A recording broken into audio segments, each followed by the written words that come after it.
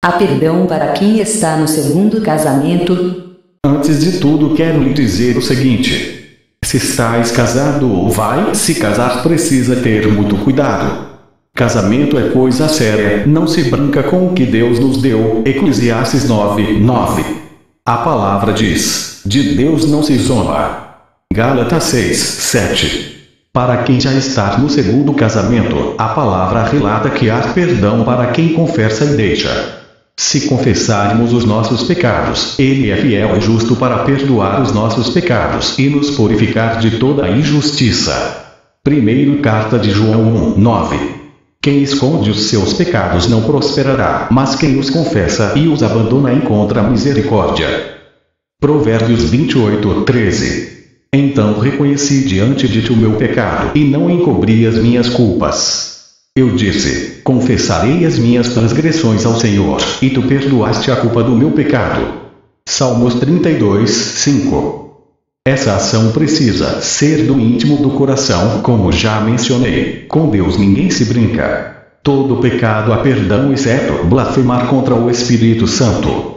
Portanto vos digo, todo pecado e blasfêmia se perdoará aos homens, mas a blasfêmia contra o Espírito não será perdoada.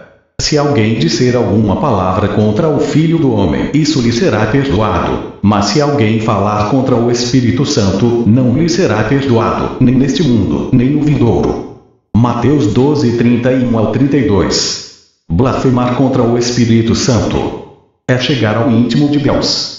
E quando se chega ao íntimo de Deus, acontece o que aconteceu com Esaú, que chorou com lágrima e não teve perdão, nem haja algum impuro ou profano, como foi Esaú, o qual, por um repasto, vendeu seu direito de primogenitura.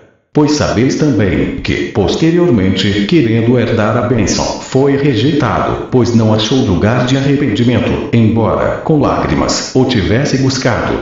Hebreus 12:16-17. Essa palavra se aplica a pessoas que rejeitam mesmo sendo a vontade de Deus e decidiu fazer a sua. Esaú sabia a vontade de Deus e decidiu seguir a sua. Depois chora copiosamente pelo erro, mas não pela ofensa a Deus. Esaú, ao negociar seu direito de primogenitura por um prato de comida, zombou de Deus, pois este estabeleceu a lei da primogenitura como um princípio espiritual. Assim é o casamento, a vontade de Deus é que o homem não se separem. Malaquias 2:16.